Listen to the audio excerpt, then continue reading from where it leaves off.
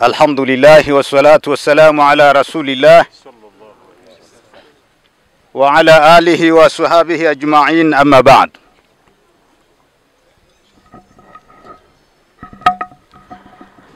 Baada ya kuwa tumemzika mwenzetu, Uislamu umetufundisha namna ya kupokea msiba, ni kusema inna lillahi wa inna ilaihi raji'un. Ikishakuwa tumesema maneno hayo, ziko faida tatu ambazo Allah mwenyewe amesema, ulaika alaihim salawatu min rabbihim wa rahma wa ulaika hum al-muhtadun. Ikishakuwa tumepokea msiba hivyo kwamba inna lillahi wa inna ilaihi raji'un, sisi ni wa Allah na kwake tutarejea. Tukishakiri hivyo, basi tunapata salawatu, misamaha.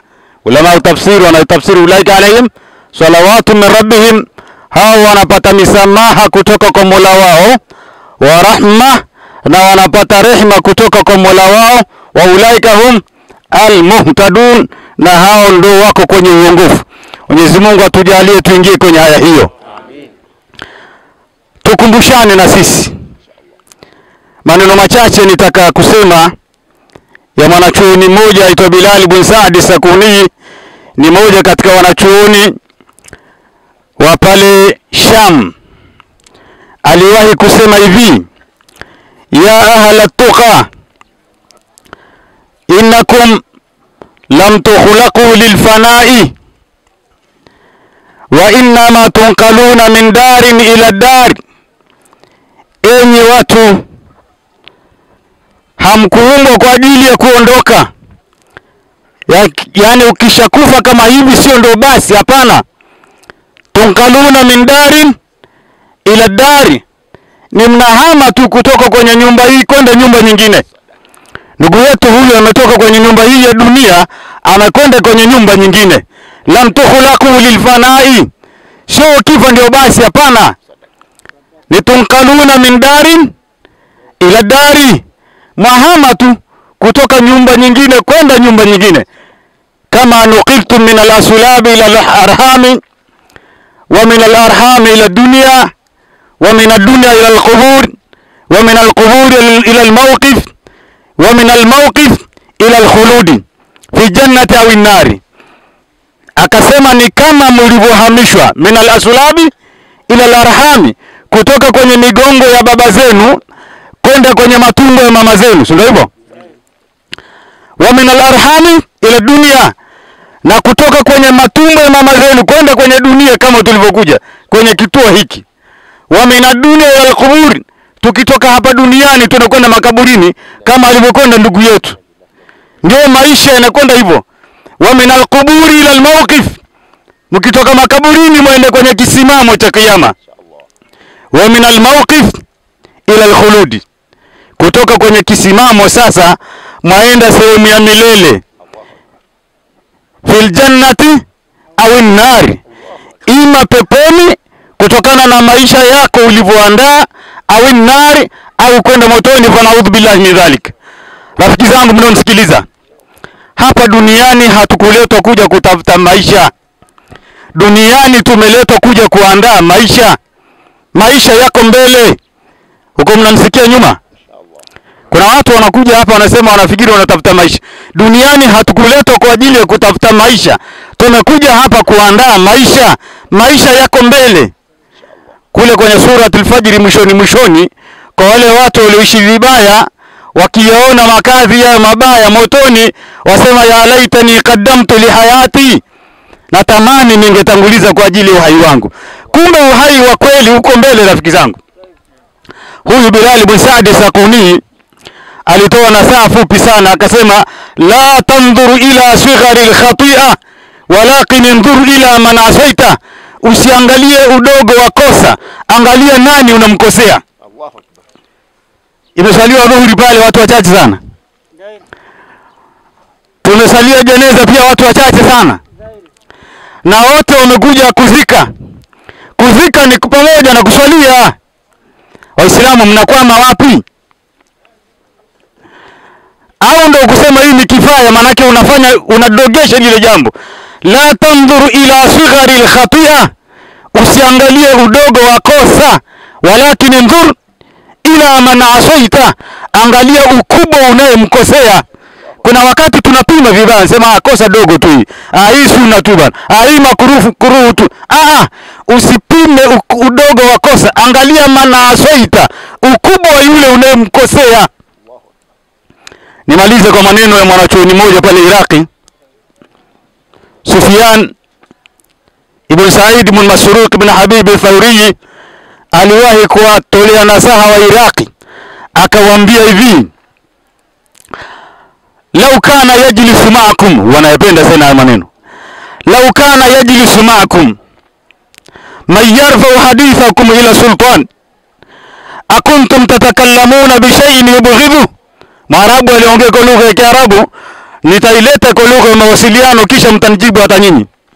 Yule Mwiraki awauliza watu, lau kana yajlisu ma'akum man yarfa'u hadithakum ila sultan, akuntum tatakallamuna bi shay'in yubghidhu. Jamani, lau angekuwa yuko pamoja na nyinyi hapa, amekaa na nyinyi mwandishi wa kupeleka ripoti kwa mkuu, tuchukulia hapa yuko mwandishi wa rais, si ndio? Usalama wa taifa yuko hapa, yuko na sisi hapa, anachukua ripoti na kuzipeleka kwa mkuu wa nchi. Akuntum tatakallamuna bi shay'in yubghidhu, mwaweza kuongea maneno ya kumkiraisha, kumkera mkuu wa nchi? Hebu nijibuni nyinyi hapa.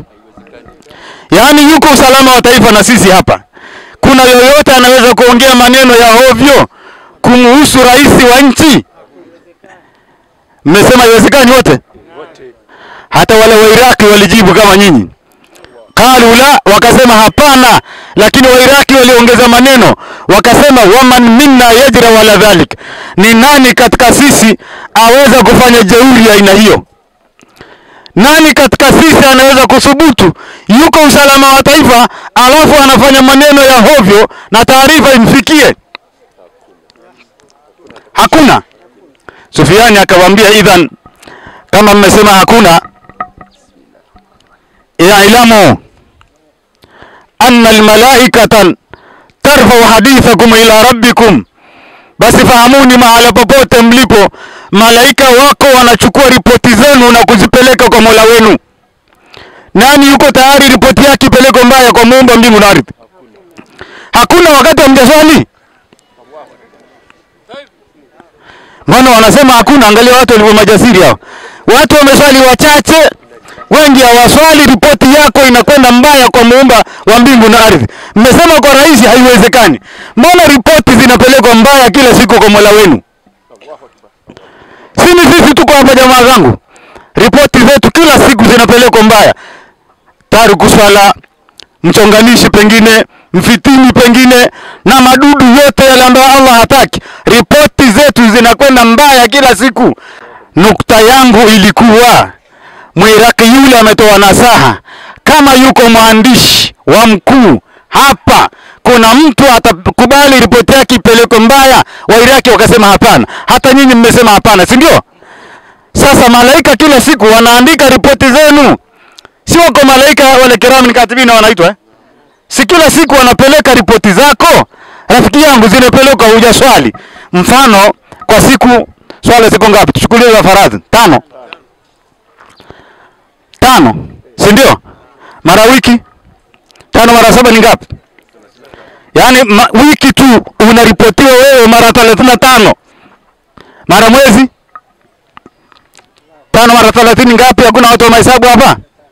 Naam, 150 wamesema. Mwezi mmoja tu ripoti 150. Fedhuli yuko huku. Mara mwaka fanyeni hesabu. Sasa ripoti kila siku zinakwenda mbaya rafiki zangu, lakini kwa diwani tu hapo unaogopa. Mkuu wa wilaya hapo unatetemeka. Mwanadamu kama wewe unatetemeka. La tanduru ila sughari al-khati'a walakin inzur ila man asaita. Usiangalie udogo wa kosa, angalia nani unayemwasi. Hal balagtu? Jamani, nimefikisha? Kwa hiyo mtajirekebisha au mtaendelea na ubishi huo? Mtajirekebisha mpaka huko? Mashaallah, imamu hapa nimekuongezea waumini sasa. Wamekiri na Allah, na sasa nasema Allahumma bashhad. Mwenyezi Mungu shuhudia hawa washakiri. Kama wataendelea na ufadhili utajuana na wao huko. Wassalamu alaikum wa rahmatullahi wa barakatuh.